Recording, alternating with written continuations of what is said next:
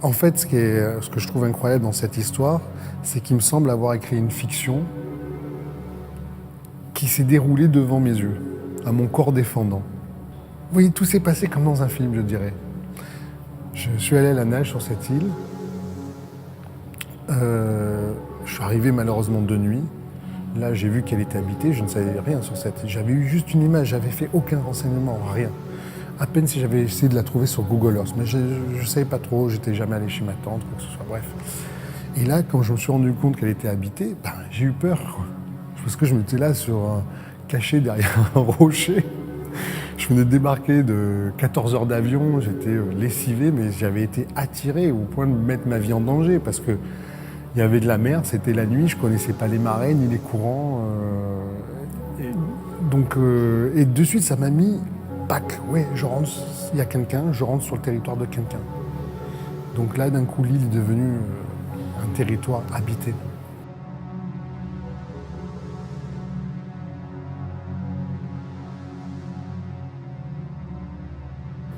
Puis, j'y suis retourné le matin, 2 jours, donc pour m'annoncer en quelque sorte, pour qu'on me voie.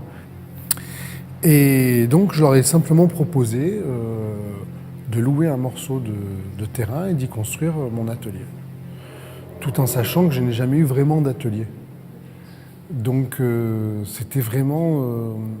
mais je ne me voyais pas partir là-bas dans le sens atelier, faire des peintures ou des sculptures ou des choses comme ça. Non, non, c'est vraiment voilà, quoi, l'espace mental. Et c'est vrai que j'ai jamais imaginé un atelier autre part, quoi. J'ai eu la possibilité d'en avoir ou quoi, mais je ne sais jamais vraiment quoi en faire. Là, je savais vraiment quoi en faire de cet atelier. Et puis je savais aussi que je pouvais amener d'autres gens à s'en servir.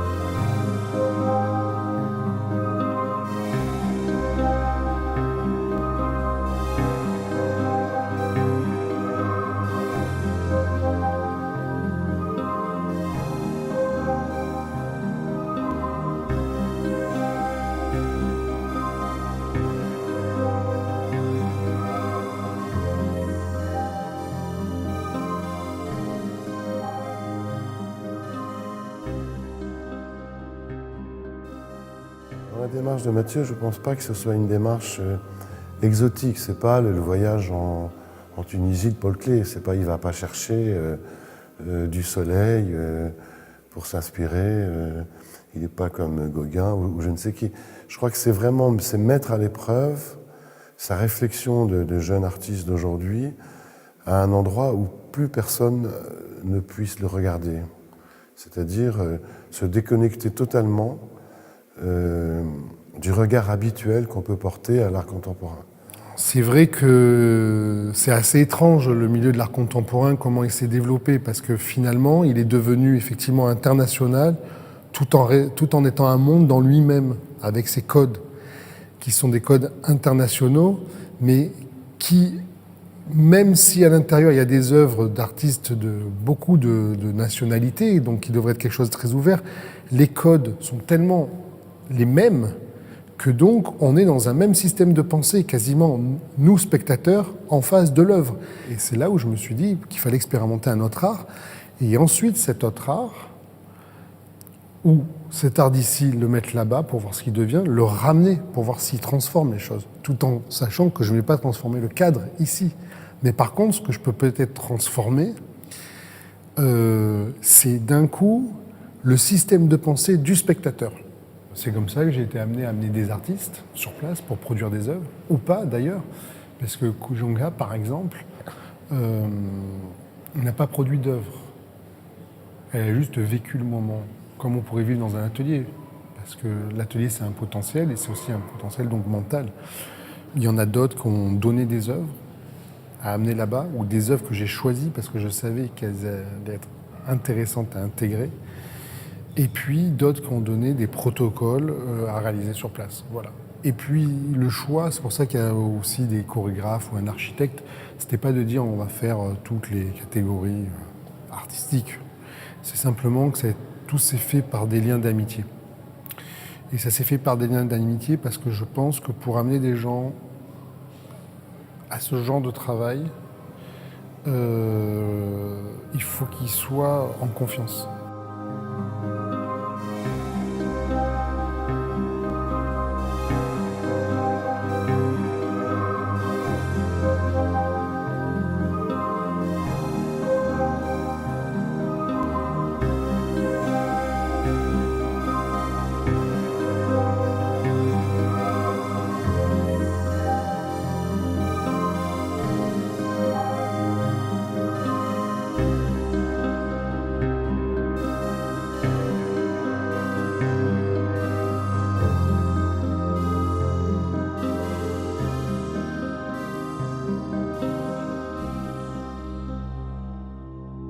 Parce qu'une exposition, finalement, on expose quelque chose qui est fini, qui est une sorte de dogme, de vérité, voilà, on expose ça.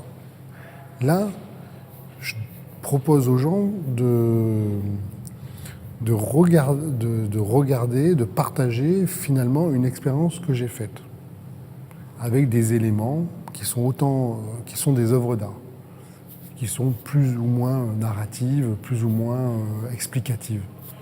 En fait, c'est difficile comment exprimer cette exposition, comment la décrire. C'est aussi difficile que pour lui de la restituer. Hein. C'est-à-dire que il y a des signes très, très concrets, très pratiques pour le public néophyte, pour le public qui vient voir une exposition dans la même attitude que quand il va voir une autre exposition. Il y a une maquette, on voit la maison de la famille malgache qui vit sur l'île, on voit une maquette de l'île. Donc il y a des éléments concrets qui nous rapprochent d'une réalité, de ce témoignage. Mais ce qui fait l'intérêt de l'exposition, c'est ce qui ne se voit pas, en fait. C'est-à-dire que c'est une exposition qui laisse une immense place au public. Si on se contente de regarder la maquette, on n'a pas compris grand-chose de ce qu'a voulu dire Mathieu. Si on regarde ce qu'il y a entre chaque objet, on essaye de comprendre sa démarche de voyageur. Ça va sembler peut-être très prétentieux ou peut-être très... mais bon, l'expo se veut un peu comme ça, genre je mets les tripes sur la table. Pour moi, je ne peux pas dire que l'utopie a été atteinte quand je vois l'état du monde. C'est pas possible. Ce que je veux dire par là, c'est qu'en tant qu'artiste, j'ai une place très privilégiée dans la société. Et cette place, elle me permet de faire des expériences et de penser. Parce que les gens dans la société, 99% des gens, sont dans un système de précarité, que ça soit ou intellectuel, ou, quand je veux dire de précarité intellectuelle, c'est qu'ils n'ont peu de temps pour penser, peu de temps à eux. Hein. Donc j'ai conscience que je suis extrêmement privilégié par mon statut social, par ce qu'on me donne et tout ça. Et donc, il me semble que le minimum, quand je fais n'importe quelle œuvre d'art, que ça soit une utopie, cette œuvre d'art, c'est-à-dire que je vise au meilleur pour tout le monde. Est-ce qu'elle est atteinte ? Je dirais que moi, je suis sur le chemin et que je vais continuer ce chemin. Au fur et à mesure, moi-même, j'apprends, je me remets en question. Donc, l'utopie est en cours et il faut qu'elle reste en cours parce qu'une utopie, c'est simplement qu'on essaye d'atteindre quelque chose de meilleur.